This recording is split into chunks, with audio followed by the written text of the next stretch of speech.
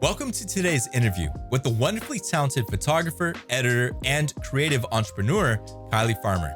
Kylie's passion for photography began as a creative outlet, and it quickly transformed into a true calling, one that lets her capture life's most unforgettable moments, especially for couples on their wedding day. Based in West Virginia, she runs her business alongside her biggest supporter, her husband, all while juggling grad school, volunteering, traveling, and working as a freelance social media specialist.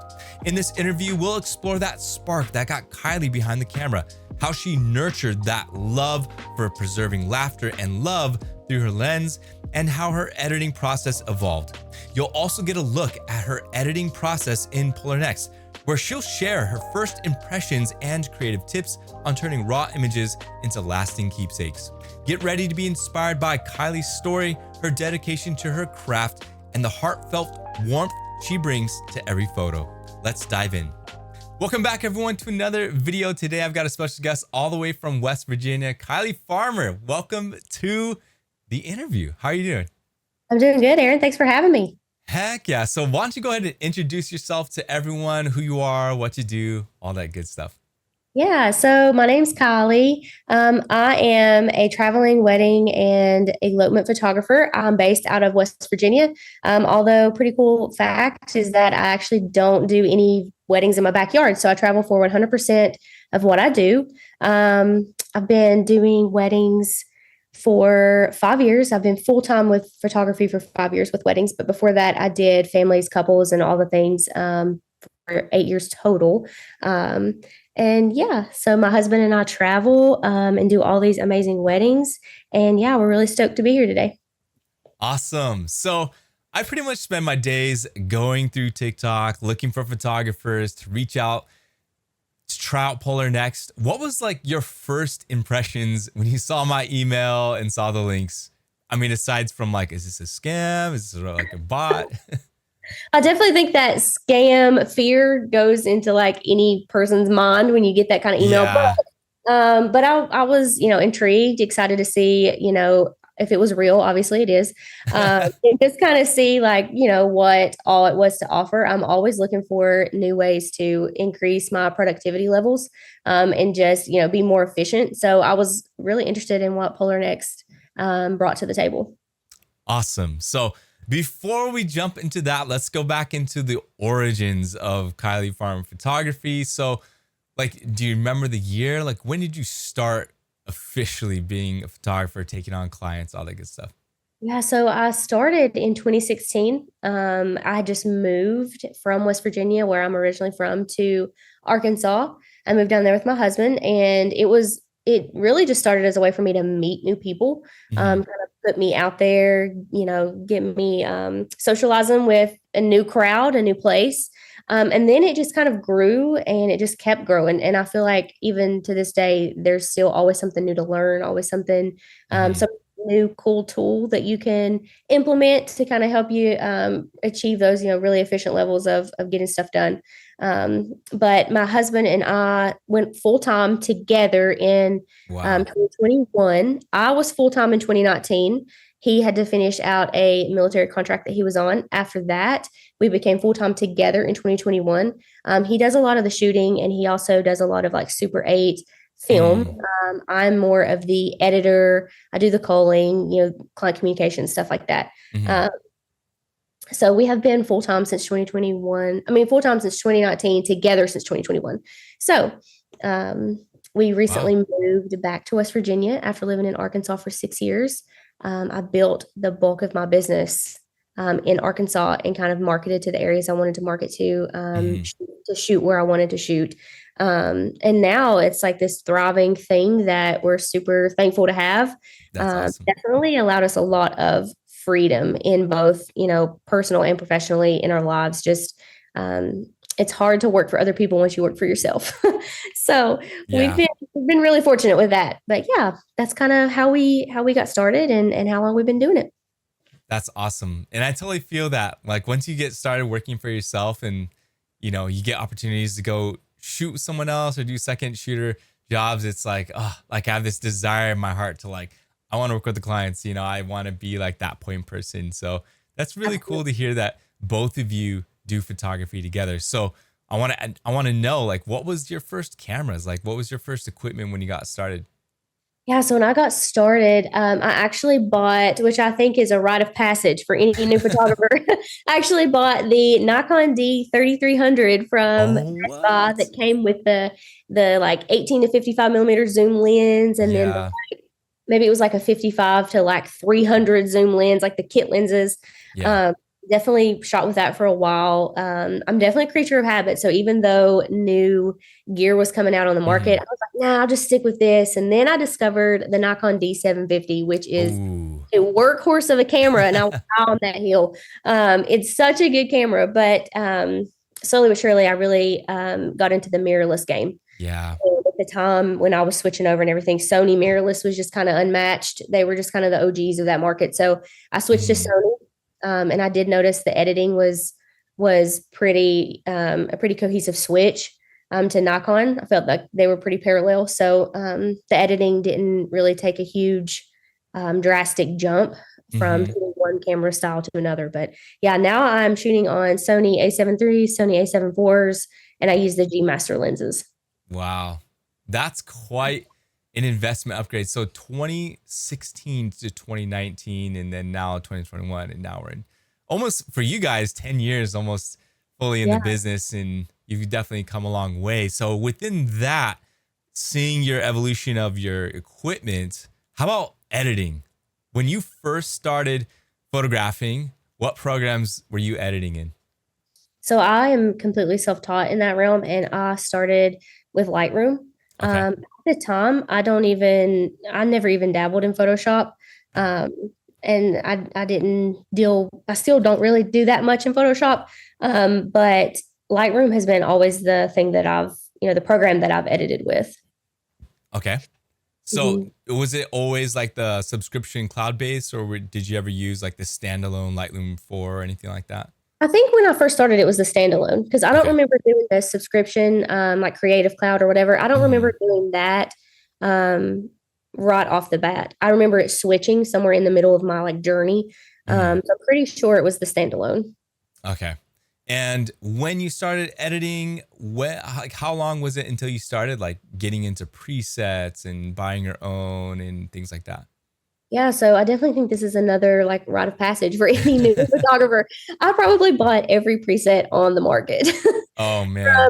Anything that I would see as an advertisement on Facebook to, Hmm. Etsy and all of their presets and stuff that they offer, um, into all of even into all of the like, the goats of the industry, all of the presets that they would sell. I Yeah. probably have dabbled in purchasing presets.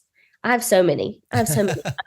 I've only recently over the last probably 3 to 4 years have found a preset pack that I like that I've tweaked to my understanding that I also find goes really cohesively with the Hmm. equipment that I use, like Sony and all of that. So now I have been using the last 3 to 4 years the exact same presets.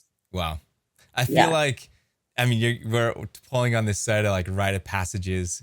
So Mhm. like, buying your first equipment to like upgrading to full frame to, buying presets. And now you're at this place where you've tweaked your own and now, you have your set. So Yeah. let's talk about AI and, have you been aware of AI culling or AI editing the last 4 or 5 years?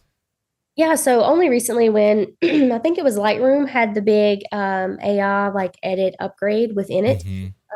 which was pretty cool, definitely helpful.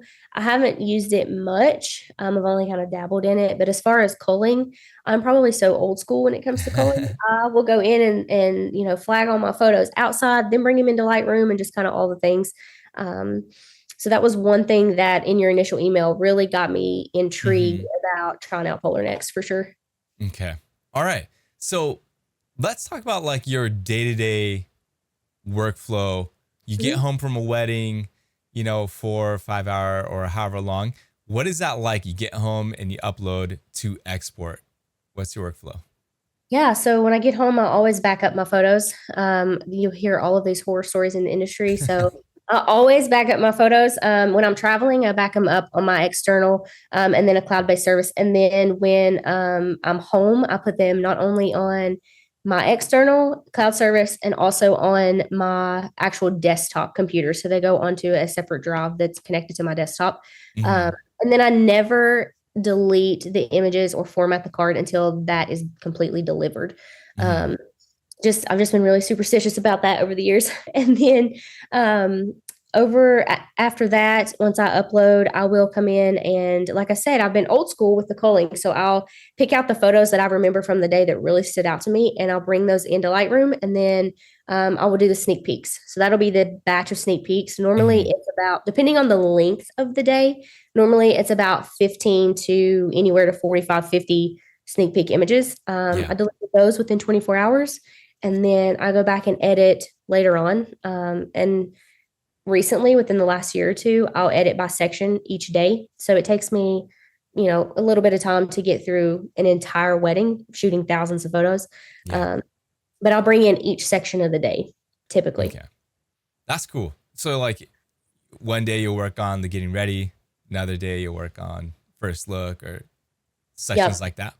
I found that it helps my workflow, and it helps me have fresh eyes every day Mhm. to edit each scene. If you think about it, each scene typically has different lighting scenarios. So if I Mhm. edit everything from that same lighting scenario one day, then I can be completely finished with that, and I can go on to adjust like the ceremony space. Mhm. So I'm not bouncing back and forth so much. Yeah. And Yeah. when you edit each scene, do you use the same preset or do you have different presets for like different types of scenes that have a lot of sun or perhaps like, something that's overcast? So I have taken the presets that I use and tweaked them to those specific lighting scenarios. Mhm. So I typically use the exact same presets for all of it, but they're all saved separately so that the adjustments have already been made for that lighting scenario, if that makes sense. Yeah. Um, the only thing that I may do a completely fresh like preset or adjustment on is if I've shot in a new area and the lighting scenario is just like vastly different from anything that I typically shoot, like a Mhm. nighttime ceremony or something to that effect. Then I'll go in and adjust, and I might use a different preset. But the goal at the end is to obviously make it all cohesive. So I try to do that. That's always the end goal. Yeah. Awesome. All right. And then we did kind of touch on culling, but with like AI editing, had that ever been something that piqued your interest or something that you're like, oh, eventually I'll get into it? But Yeah. So, like I said, I'm a creature of habit. So the idea of trying something new has always been like, I was not necessarily off putting, but it's always been a little bit like kind of scary because, yeah. you have this workflow, you know what to expect when you go in to start your workflow. So trying something new has always been, a little intimidating, but now is the time. This is our off season. And Hmm. now is the time that during these months or when we really try to try new products, try new softwares, and just kind of see if the efficiency is better in any way. Is there Mhm. anything that you wish could be improved? Like perhaps like the speed of Lightroom Oh my or, gosh, the speed of speed is importing, whatever.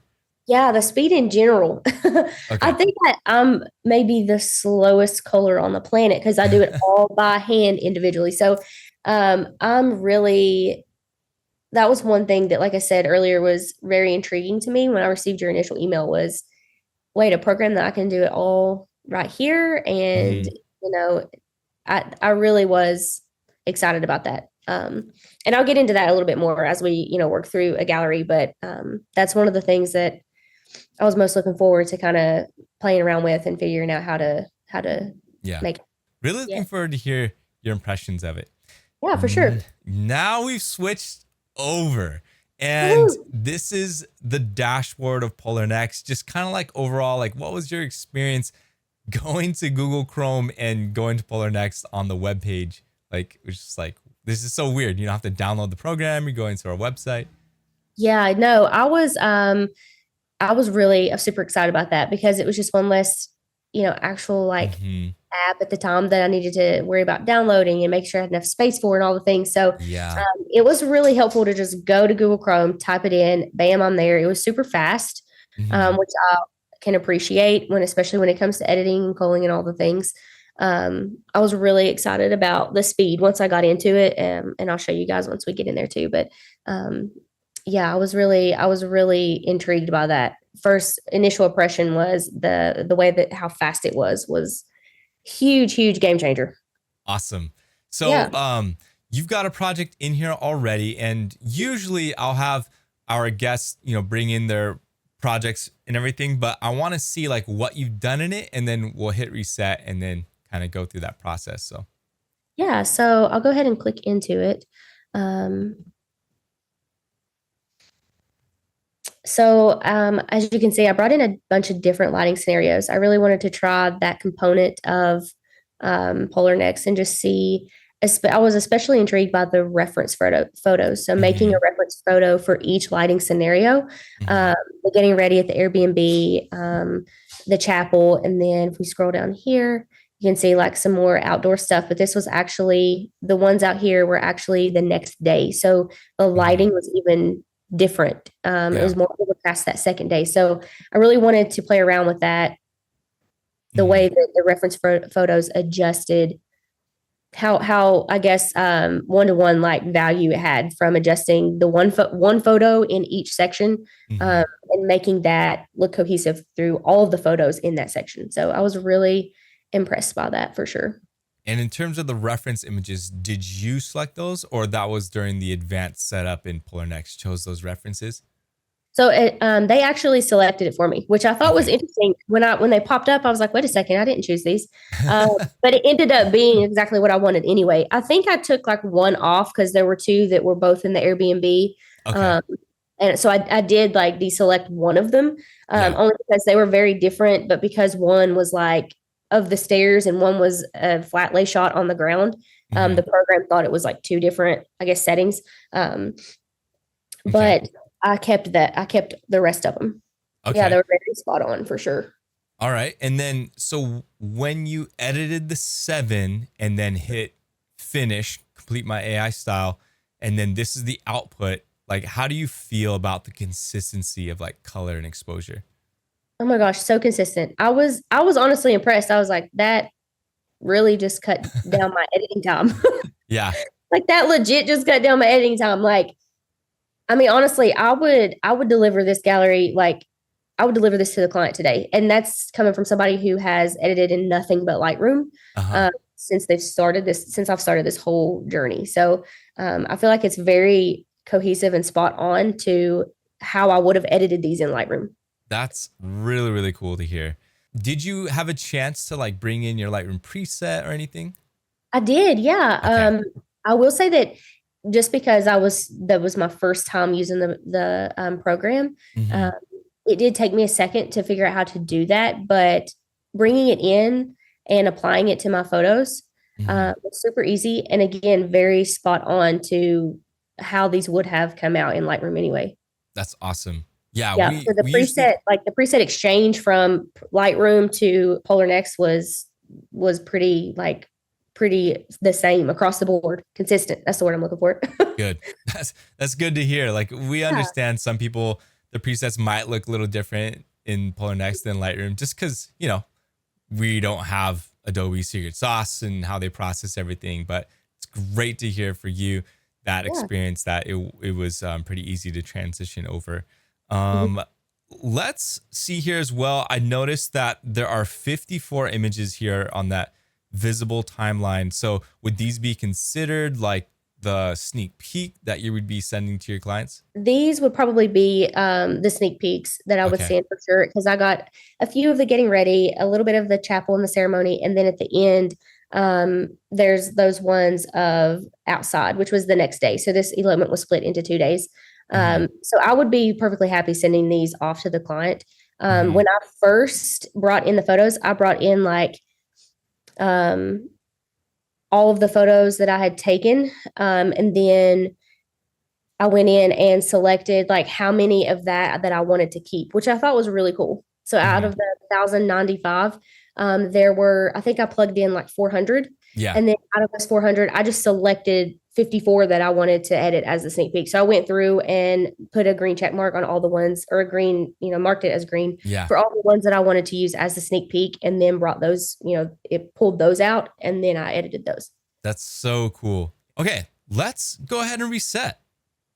Yeah, Really, really nice edits. I love it. But yeah, it let's almost see. makes me sad to reset because I love it so much.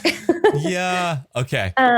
So tell me how to reset, because I did not play around with that when I was working in here the other day. No worries. So in the top left is your name, Arkansas's elopement, or the name of the project, I should say. So there's a little arrow. Click that drop down, and you can hit reset. And then we're gonna do ratings and labels and edits. Also do both of them. Okay. Yeah. Yeah. There we go. Really straightforward. Okay. So let's go ahead and start with Cole. Okay. And just kind of how you said before, show us that in real time, like when you limited the number of keepers and everything like that. One thing that's really cool is that although you reset the project, your photos are still like analyzed. So now you don't have to wait for the Polarr Next to like reanalyze everything. It's already done. So it's already kept the keepers information, all that stuff. So you can just set your keeper count of like what you want to go through and whatnot. Yeah, so my keeper count, I kept it at 400, and it pulled out. I think it did pull out 400, but I kept it at. I think I took 2 away because they were kind of unintentionally blurry. They weren't the artistic blur. They were the oops snap that when I shouldn't have blur. So I took a couple out, but it ended up keeping it at 398. So that was perfectly doable for me. So for the sake of this, I'm just gonna pull in a few. Yeah. And as you begin culling, just go through and you can either like shift select a bunch or whatever. But like, what was your experience using this kind of like 2 film strip type of thing with like groupings and stuff? Because I know Lightroom doesn't really do that. So was that like easy to cull? Yeah, so an example of that is this, and I really liked that. I thought that it was pretty cool for me to see multiple shots within the same like space, like milliseconds apart, but all still kind of different in their own way. So I really like that about it. So I'm going to go in here and get a few out from this section that I really like. May not end up with the full 54 just for, time purposes, but there's a few here that I really want to highlight, especially the different lighting scenarios. I think it's a big deal, to be able to focus on that. So for your culling, how useful has the face focus and that like lighting focus score been? Have you paid attention at all to any of those tags or anything like that? Yes, so I have. It's been really helpful because I haven't noticed, especially this section over here, zoomed in, how much it zooms in the subject. And I really like that. It also keeps me from having to in Lightroom, you click it and it zooms and then zooms back. It keeps me from having to do all that myself. It's already so I definitely appreciate that for sure. As you continue culling, look out for an image that's maybe a little bit darker than normal or something that's a little bit underexposed. There's a little feature I'd love to show you as you cull through here. Let me see if we can find a dark. It doesn't have to be super dark, but yeah, let's see what we got. I noticed there's some that you did some like in-camera movement as well, some like intentional blur. Yes. Love that. This set. I'll go ahead and do that one just so we can see how the edits look blurred as well. I don't know if I have any super dark ones. Maybe there's go left a little bit. There was one where the groom's in the chapel by himself right there. Like this? Yeah. Yeah, try hit that. Okay, yeah. And then I believe it's E. If you hold the E key. Just hold, I don't need no shift, just E. Yeah. Oh, there you go. Oh, cool. So it's a little temporary auto exposure that like in those moments where it's like super dark or whatever, it's kind of hard to see because you're not in culling, right? Or in editing, so you can't bring up the exposure to see. So we added this little feature that you can just quickly check and see, okay, I like it. Then you can, do Yeah. that. Oh, I didn't know that was a thing. I definitely didn't see that the other day when I was playing around. That's Yeah, cool. you can either hold the E or there's a little sun icon at the top, and you can just like click and hold that little icon and it'll go. Sweet. Okay, I'm gonna give just a couple more of the different lighting scenarios, and then I'll bring like the few of them in. Um, I don't want to do a ton. I did 54 the other day, and before I knew it, they were like completely finished. And I was like, oh, nice. Yeah, I know. It's like, oh man, It's such a daunting task when you think about, oh, okay, and like I need to get 50 photos hand edited, but when you do it with the AI, I mean, it yeah. just like is done before you even realize. I was Yeah. like, hey, okay, cool. Yeah. So those are all like the super different lighting scenarios. Okay. Okay, cool. So we're working with 15. I like Yeah. it. We'll Okay. just put them in for now. So I'm gonna hit edit photos. Edit selected. I'm gonna do, let's see. Yeah, we can do create new. Yeah, that's what I was gonna. I did do an existing the other day. I didn't want to do the exact same one. Hmm.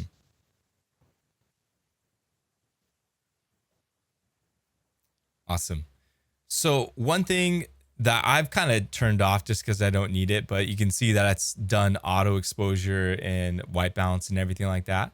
Mhm. In the bottom left hand corner, there's a gear. Bottom left. Yeah, this one. Yeah, go ahead and click that. And then if you do want to end up turning that off later, if you go to setup, I believe, or sorry, editing, there's that auto lighting and white balance. You can always Oh, toggle that off when you're ready. And then, okay. because the only thing about that is like when you apply a preset to your image, it'll always apply a layer of auto lighting white balance on top of that. So that might not be like the experience you want as you continue to use this project and stuff. Mhm. So, um, yeah. But anyways, yeah, take us through these references and then, yeah, how you'd edit them. Yeah, so I just went in, let's see, I think I went in, increased. I'm a sucker for the low highlights and the low whites. Okay. I will bring the exposure up just a little. I like warmth in my images, just a smidge. Yeah, And then that's nice already. I really like how this is set up too, how it's kind Okay. of it's not like a brand new editing component that you have to learn, right? Like it's Yeah. kind of similar to Lightroom's. Hmm. So I really like that. For the sake of time and all that, I'll just, I'll stick with that. And then I'll be honest, I actually might not need this as a reference because I don't have any more in this lighting scenario, I don't think, at this Okay.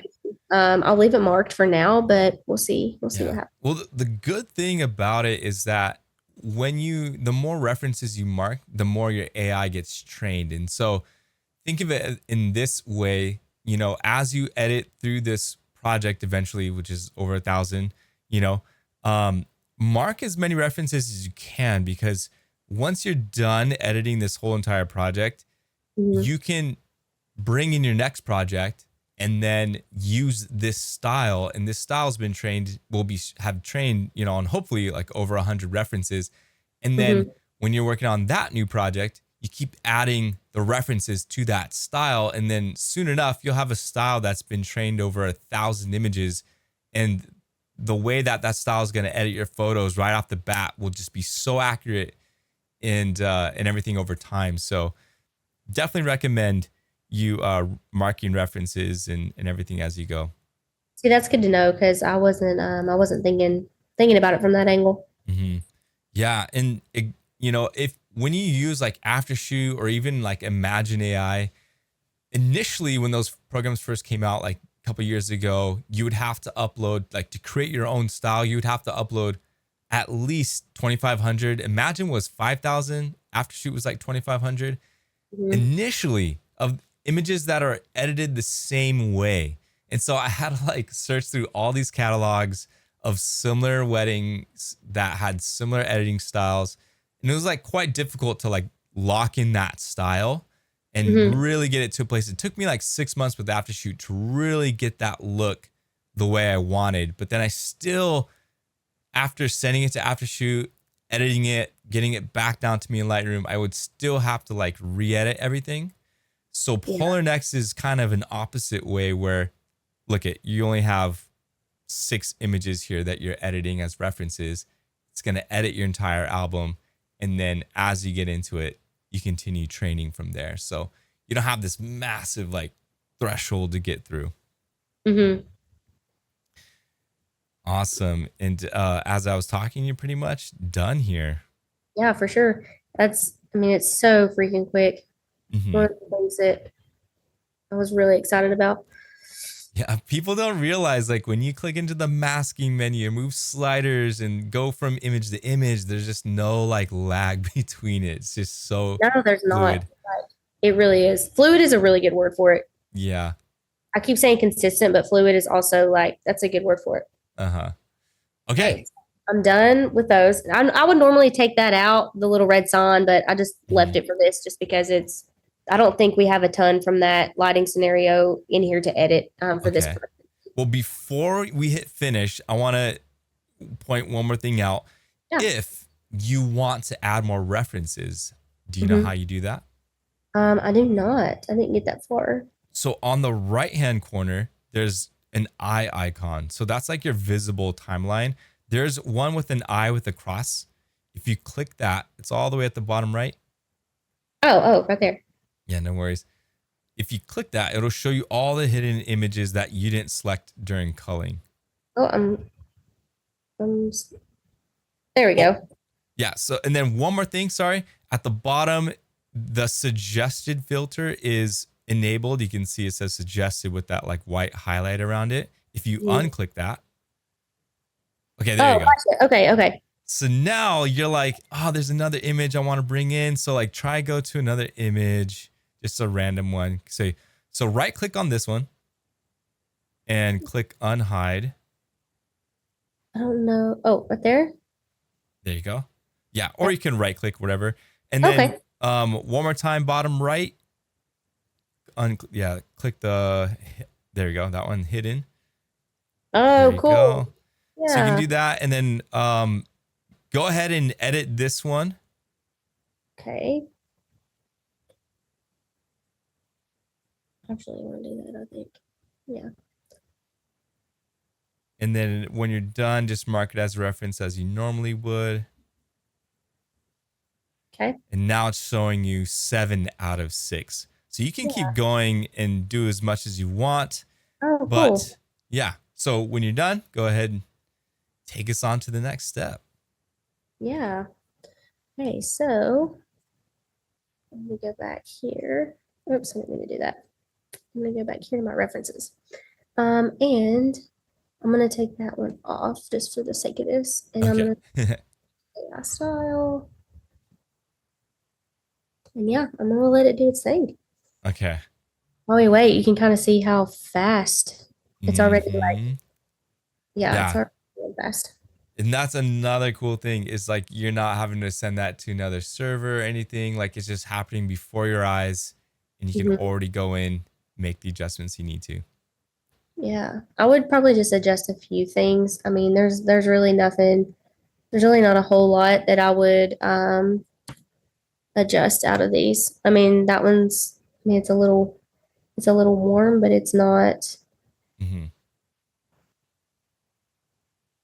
Let me just brighten it up a little and then bring it down just a hair. I mean, it's just like me being picky. Yeah. I mean, it's mostly edited the way that I like referenced it to be edited. So real quick, I'm very curious. So before we go on to the next one, go back to that go back to that first one that you had retouched. There you go. That one. So go ahead and unclick the lock icon. And the reason why I like Polarr Next, once you start adjusting an image, it's going to lock your photo. And the reason why it does that is it doesn't want the AI to, or it's basically saying like, don't touch this because Kylie has adjusted something specific here. So go to the other ones that you had touched and then unlock those. Or next one. Sorry. Oh, sorry. Yeah, the ones with the lock icon. So what it's doing is kind of reverting back, but we'll adjust it. Go to the next one. and then unlock that. And then, sorry, go all the way back to that first one, the green, and then redo what you had done. Sorry, yeah, dial it in. Just a few little minor adjustments. Okay. And then before you move on, press the M key or mark it as a reference. Okay. And then you can see automatically it just updated similar images. Oh, cool. Yeah. And then go to that next one with a couple, do your thing, get it dialed in. Let's see. There's just a few minor tweaks. Okay. Same thing, mark it as a reference. And then since there aren't similar ones, it won't adjust. But the idea is that as you go, getting into that habit of marking them, because it's going to continue to train the AI, and then like do the next one, dial that one into how you'd want it. Yeah. Then mark it as a reference. Yeah. And then just see, yeah, bam. And then it just continues to touch on. So like it's in a way, it's like taking that process of batch syncing and then just allowing the AI to edit with you, because once you adjust it and then mark it as reference, it'll find those similar images to update and adjust. And then that way, by the time you get down to that image, you won't have to do anything because it's learned from the previous edits that you've done. So this is one of the ones that it did. So let's see. Well, a cool way to see is on the left side, there's a little history panel, kind of like in Lightroom. So kind of scroll beyond the presets on the left side. Scroll all the way down. Oh, yeah. Yeah. So you can start from original.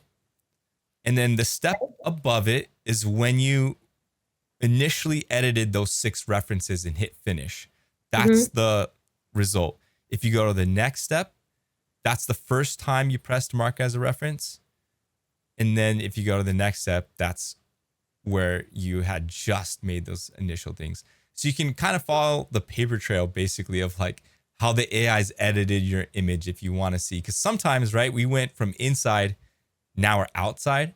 Yeah. And if you want to like see, okay, what did the AI do here? What's different? And if you want to go back to that initial AI style application, then you can easily just click on that first one and then work off of that. That's pretty cool. Similar to how Lightroom works. So it's not a huge change. That's nice. Yeah. I'm all about it being like an upgrade, which I feel like this is, but also the controls not being so like different from Lightroom that you feel like you're out of a fish out of water. Like you don't really know how to operate, you know? So I feel like this does a really good job of, you know, this over here on the right is still the same. Yeah. It just feels the same as Lightroom. So it's not like you're hunting for how to increase the temp and, you know, how to increase the vibrance and all those things. So I really appreciate that for sure. Heck yeah. All right. So we're nearing the time here, and we just had enough time to edit through these 15 stuff, but kind of just overall, like, how's your experience editing in Polarr Next? And then again, you kind of mentioned it, but like, is this to the quality of like you delivering this? Yeah, for sure. Definitely think that I would definitely deliver a gallery edited through here. I mean, these edits are really spot on to what I deliver and edit anyway from Lightroom. So I love the like one-to-one consistency. I think that's really nice. I thought it was easy to use. A lot of the time, trying out a new software just feels like a daunting task because it's just brand new. You don't really know what you're getting into. You don't know if you have the time to sit and learn it all. But I will say that in just playing around with it a couple of times briefly, I felt like it was really easy to use. I felt like it was really, you know, straightforward. It was pretty simple. I love how it's kind of set up similar to Lightroom. So you're not guessing where you can find all of the editing, you know, panels and stuff. So yeah, I would absolutely use this. That is so awesome to hear. Yeah. Okay. I definitely see it cutting down on my time for sure, which is always a bonus. Yes. Let me bring it over back to our little host guest screen. So, overall, like just kind of, I know we just talked about, you know, as far as being the quality and stuff, but like overall your experience with Polarr Next, what was that like? I really enjoyed it. I really liked it. The AI went a lot faster than any AI that I've ever attempted to use in Lightroom. It was so quick. So I can appreciate that. I love it so much. definitely foresee me doing a lot of projects out of this. Yeah, I can't wait. Also, any like features that in your experience over the last couple of days, any features that are missing from Polarr Next or that you wish it had, anything like that? I'm going based off of, Lightroom. I think one thing to maybe touch on would be, how to pull a photo into Photoshop if we wanted Mhm. to do that. I think you and I kind of discussed that in our initial meeting, and that was kind of I didn't have to do it for this set of images, but that was kind of um, a cool thing. Yeah, being able to like export in Photoshop file format and everything. Yeah, yep. I think that was pretty cool. But as far as any new features, I don't see it lacking anything. I don't see it lacking anything that I need to get a project completed. Awesome. Well, you're just getting started on your journey. You got 2,000 free export credits signing up, and really look forward to, how this program is going to work for you for the future projects that you've got to edit. Yeah, I'm looking forward to it too. Awesome. Well, Kylie, that's it. We're pretty much done with our interview today and checking out how you edit with Polarr Next and everything. I appreciate you taking the time to call and edit for us. Yeah, no worries at all. Thanks for having me. Heck yeah. And hopefully connect with you in the future to see how you're doing and maybe get you back on one of these days. Yeah, for sure. I'd love that. I'm gonna go probably work on this elopement and get it finished in the next day or so. Let's go. Awesome. Well, Kylie, it's great to have you and hope you have a good rest of your day. Thank you so much. Thanks for having me. You're welcome. Bye-bye. Bye. Thank you so much for joining me for this conversation with the incredibly talented Kylie Farmer. I hope you found her story, tips, and creative insights as inspiring as I did. If you're ready to take your own photography and editing to the next level, be sure to sign up and grab 2,000 export credits, $100 value, to jumpstart your Polarr Next experience for free. Thanks again for watching, and I'll see you in the next video.